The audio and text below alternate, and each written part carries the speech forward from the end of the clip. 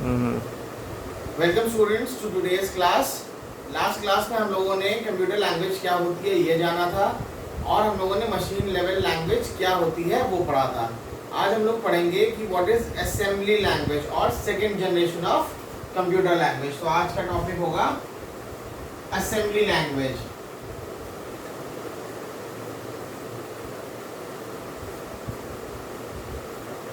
अब जैसा कि मैंने लास्ट वीडियो में आपको बताया था कि machine language makes use of binary numbers 0 and 1। ठीक है, कंप्यूटर्स कम्युनिकेट करने के लिए मशीन लैंग्वेज में 0 और 1 का इस्तेमाल करता है। ठीक है, but assembly level language makes use of mnemonic codes. किसका यूज करती है? निमोनिक कोड्स का।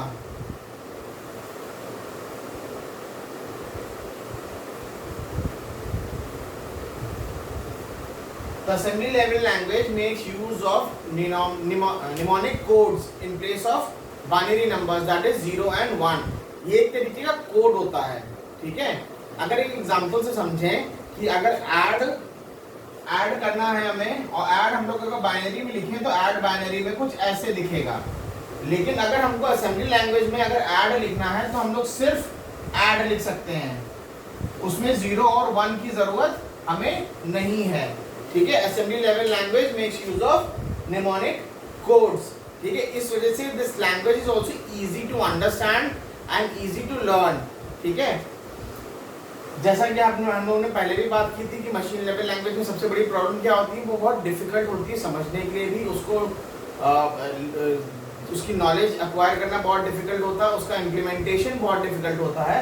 सो in comparison to machine level language, assembly language किसका यूज करती है? निमोनिक कोड्स का यूज करती है। किसकी जगह पे? बाइनरी नंबर 0 और 1 की जगह पे। इसमें एक स्पेशल टाइप का कोड लिया जाता है। This language is easy to understand and it can be used by anyone. लेकिन जब मैंने लास्ट क्लास ली थी तो मैंने एक बात ये भी बताई थी कि कंप्यूटर को सिर्फ और सिर्फ मशीन लेवल लैंग्वेज ही समझ में आती है या मशीन लैंग्वेज समझ में आती है। अब ये तो असेंबली लैंग्वेज है, असेंबली लैंग्वेज कंप्यूटर को समझ में नहीं आएगी, तो अब क्या होगा? अब यही असेंबली लैंग्वेज को कन्वर्ट किया जाएगा। किसमें कन्वर्ट करेंगे हम लोग? This gets converted into machine language.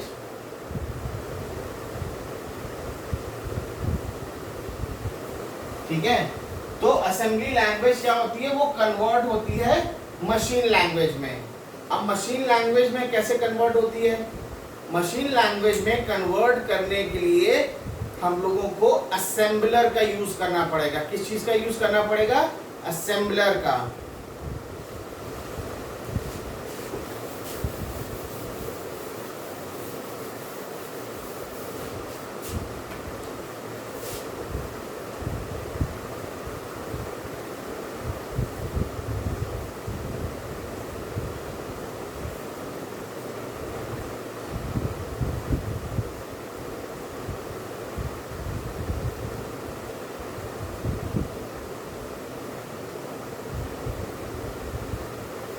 अब assembly level language, assembly language अगर कंप्यूटर को समझना है तो उसे मशीन लैंग्वेज में कन्वर्ट करेंगे। मशीन लैंग्वेज में कन्वर्ट करने के लिए जिस चीज का हम लोग यूज करेंगे that is known as assembler.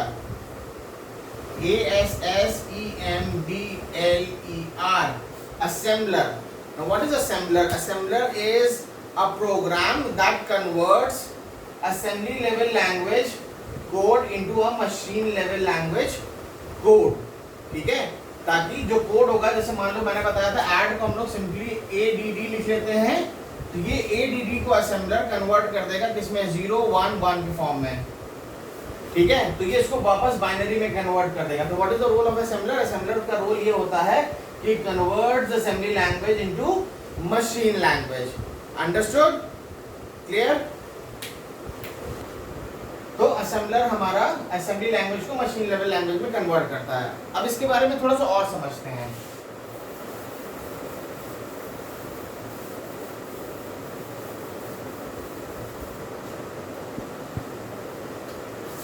Assembler एक तरीके का ट्रांसलेटर होता है।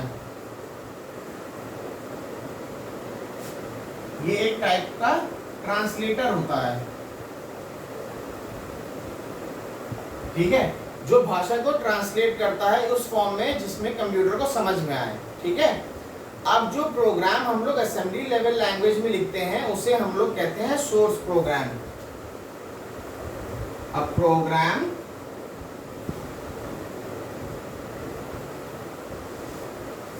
That is written in assembly language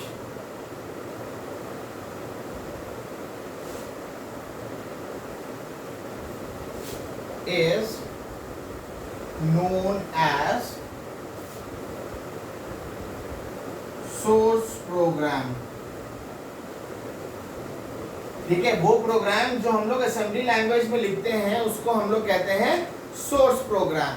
ठीक है, और जो प्रोग्राम कन्वर्ट हो जाता है, जब यही प्रोग्राम कन्वर्ट हो जाता है, सोर्स प्रोग्राम को जब कन्वर्ट कर देते हैं तो इसको हम लोग कहते हैं ऑब्जेक्ट प्रोग्राम। ठीक है,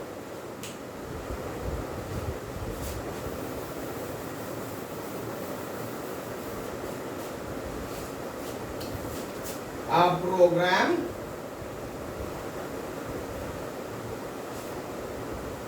that is converted by a assembler to machine language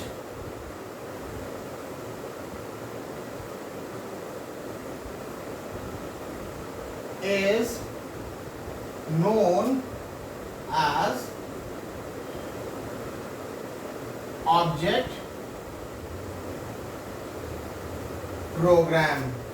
ठीक है, असेंबलर क्या था? असेंबलर एक तरह का ट्रांसलेटर था। ठीक है, अब हमने क्या बात करी? हमने बात करी वो प्रोग्राम जो असेंबली लैंग्वेज में लिखा जाता है उसे क्या कहते हैं? सोर्स प्रोग्राम कहते हैं। और जब उस प्रोग्राम को कन्वर्ट किया जाता है असेंबलर की हेल्प से मशीन लैंग्वेज में, तो उस प्रोग्राम का नाम चेंज होके क्या हो जाता है? ऑब्जेक्ट प्रोग्राम हो जाता है। उस प्रोग्राम का नाम चेंज होके ऑब्जेक्ट प्रोग्राम हो जाता है। ठीक है, ये लैंग्वेज भी मशीन डिपेंडेंट होती है और ये आती है लो लेवल लैंग्वेज में। This is also known as assembly language, is also known as low level language.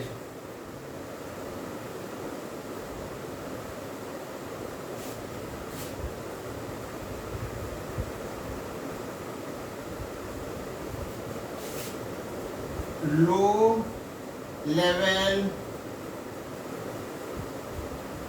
language, assembly language is also known as a low level language. Understood? Now with this we come to the end of assembly language. The next topic that we are going to discuss is high level language or third generation of computer language. Okay,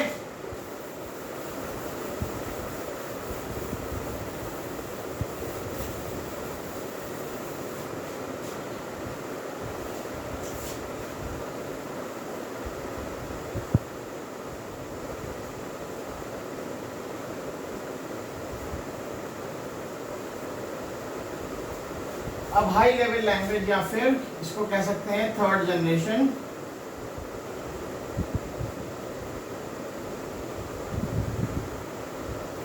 अब high level language क्या होती है?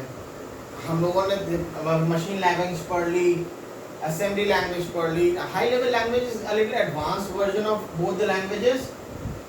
There are certain restrictions, कुछ restrictions थे machine language और assembly language में, जिसकी वजह से developers move towards high level language. वो धीरे धीरे हाई लेवल लैंग्वेज की तरफ बढ़ने लगे।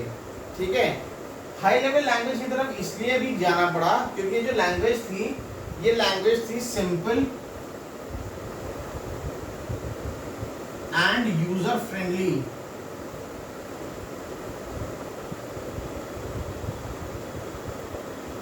अब हम लोग बात कर रहे हैं सिंपल और यूजर फ्रेंडली की। Machine language difficult to understand, assembly language mnemonic codes का यूज कर रहा था, उस कोड्स को समझना पड़ता। लेकिन हाई लेवल लैंग्वेज जो थी वो सिंपल थी और यूजर फ्रेंडली। मतलब यूजर कौन हुआ? आप लोग। जब आप लोग कोडिंग करोगे तो you became the user of the language. ठीक है, तो आप लोगों के लिए भी ये भाषा आसान थी। ठीक है, और सबसे इंपॉर्टेंट बात, ये मशीन इंडिपेंडेंट थी, ये मशीन डिपेंडेंट नहीं थी। This language is machine independent,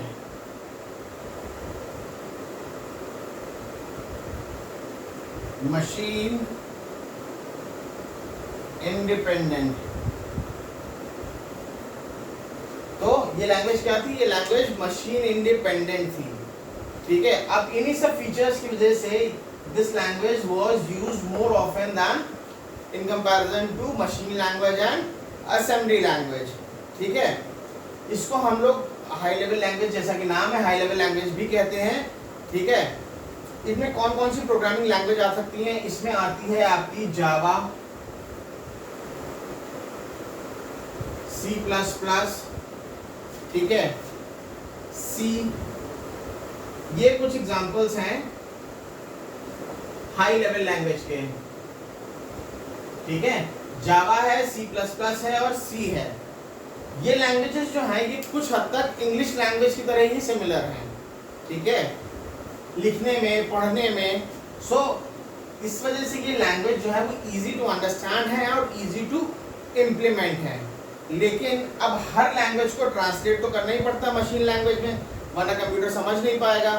so this language will also be converted into machine language. This language also gets converted into machine language, क्योंकि कंप्यूटर को कौन सी लैंग्वेज आती है? कंप्यूटर को सिर्फ और सिर्फ मशीन लैंग्वेज समझ में आती है और कोई लैंग्वेज समझ में नहीं आती है, ठीक है। तो अब हाई लेवल लैंग्वेज को मशीन लैंग्वेज में कन्वर्ट करना है, तो जैसे हम लोगों ने असेंबली लैंग्वेज में ट्रांसलेट, उसका असेंबलर्स का यूज किया था। असेंबलर्स क्या थे? ट्रांसलेटिंग प्रोग्राम्स थे, जो क्या कर रहे थे? असेंबली लेवल प्रोग्राम्स को, असेंबली लैंग्वेज को वो लोग मशीन लैंग्वेज में कन्वर्ट कर रहे थे। उसी तरह हाई लेवल लैंग्वेजेस में भी कुछ ट्रांसलेटर्स होते हैं, ठीक है।